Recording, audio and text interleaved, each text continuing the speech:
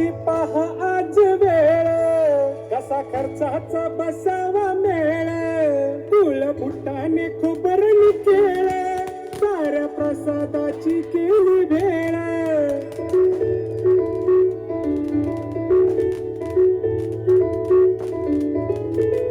आली कशी पहा आज वेळ, कसा खर्चाचा बसावा मेळ, फुल फुटाने खुबरणी केळ, साऱ्या प्रसादाची केली भेळ.